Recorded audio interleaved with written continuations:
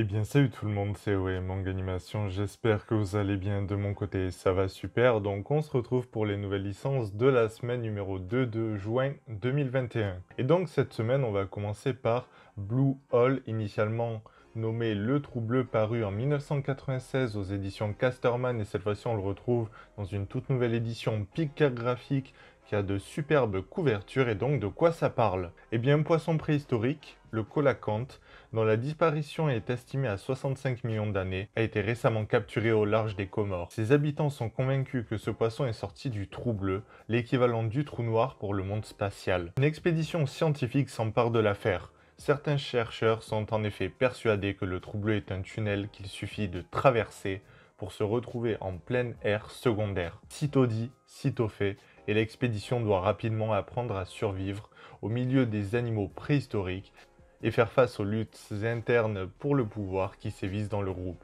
Donc ça a l'air d'être assez intéressant avec un style plutôt rétro, mais franchement je ne doute même pas du tout que l'édition va être magnifique puisque c'est aux éditions Pika Graphique. On va enchaîner avec une comédie romantique aux éditions Doki Doki qui va comporter au total 10 volumes, et il s'agit de Saotome Love and Boxing. Donc Yae Saotome, c'est une lycéenne au regard froid, une athlète au physique atypique et une boxeuse qui porte les espoirs de tout un lycée. Mais en réalité, c'est surtout une jeune fille réservée, gauche et fleur bleue. Et cette force de la nature est tombée amoureuse d'un garçon maigrichon et empoté. Parviendront-ils à vivre leur amour malgré les contraintes et leurs différences? Donc je pense que ça peut être une comédie romantique assez sympathique, qui change un petit peu des codes de d'habitude, puisque celle-ci est axée autour du sport, mais ce n'est pas un personnage masculin qui est mis en avant, c'est ça que je trouve plutôt intéressant. On va changer une nouvelle fois de registre avec Qu'est-ce qui cloche avec la secrétaire Kim, et donc ça c'est aux éditions Keep Books, qui est donc une filiale de chez Delcourt Tonkam et qui propose uniquement des webtoons. Donc vous savez, c'est les mangas coréens qui sont tout en couleur, et donc c'est une édition qui va comporter au total 6 volumes. Et de quoi parle-t-elle? Eh bien, Lee Yong-jun est l'héritier d'une entreprise prestigieuse qu'il mène à la baguette. Beau, intelligent, mais surtout imbu de lui-même, il considère qu'il est l'image de la perfection. Alors, quand sa secrétaire personnelle Kim Mi-so lui annonce qu'elle veut démissionner, c'est la douche froide. Qu'est-ce qui a bien pu lui passer par la tête après 9 ans de bons et loyaux services? Pour la garder auprès de lui, Lee Yong-jun est prêt à tout, même les plus grandes excentricités. Donc personnellement, ce n'est pas une série qui m'intéresse, même si ça a l'air d'être assez décalé, voire même rigolo. Peut-être que je me laisserai tenter si je tombe dessus d'occasion, mais pour le moment, ce n'est pas ma priorité. Et le deuxième webtoon qu'on va pouvoir découvrir cette semaine, toujours aux éditions K-Books, il s'agit de Noblesse.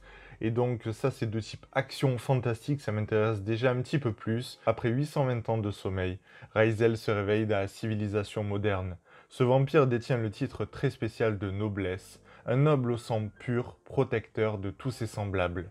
Pour tenter de protéger Raizel, son serviteur Frankenstein l'inscrit au lycée Yeran, où il apprend à se comporter comme un humain de nos jours.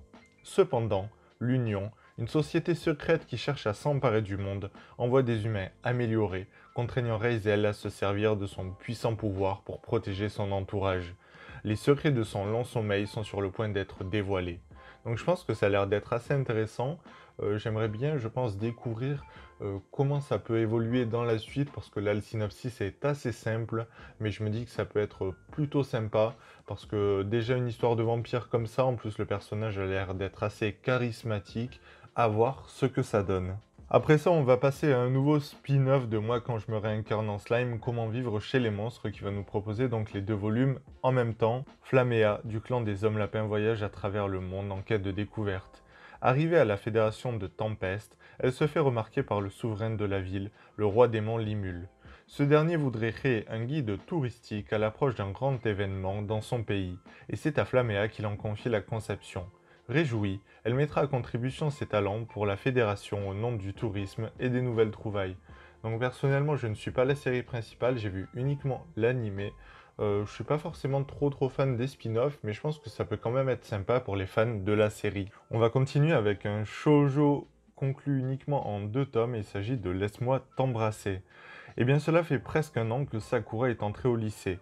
Dans la petite ville côtière où elle habite, rien ne vient jamais perturber son quotidien. Et tandis que les jours passent, ses rêves de jeunesse semblent devoir s'envoler, jusqu'à ce qu'elle rencontre Ao, un jeune garçon d'1 an son cadet, au caractère pétillant et énergique. Et si l'avenir lui réservait de belles surprises? Donc je trouve que c'est un shoujo assez simple, mais je pense que ça peut être plutôt cool pour l'été, une petite lecture légère, en plus en 2 tomes. Les personnages ont l'air d'être assez mignons, donc je pense que ça peut être assez sympa pour les adeptes de romance tranche de vie. Et on va conclure cette semaine avec une très grosse licence qui a beaucoup fait parler d'elle par son animé. Il s'agit de Tower of God. Donc ça avait été annoncé initialement, il me semble, il y a un petit peu plus d'1 an, ça avait été abandonné, je crois. Et là, ça y est, on va enfin voir le volume 1 arriver chez Ototo. Donc c'est une série qui comporte actuellement 10 volumes et qui est toujours en cours. Eh bien, Bam n'a jamais connu que les ténèbres, jusqu'au jour où il rencontre Rachel, une jeune femme chaleureuse qui va lui transmettre une partie de son savoir. C'est pourquoi, lorsque Rachel décide de partir à l'ascension de la Tour de Dieu, c'est comme si le soleil lui-même disparaissait. Ainsi débute le voyage de Bam, qui, dans le seul but de retrouver son ami, va tenter de braver les périls de cette titanesque tour au sommet de laquelle se trouve tout ce qu'un humain peut désirer.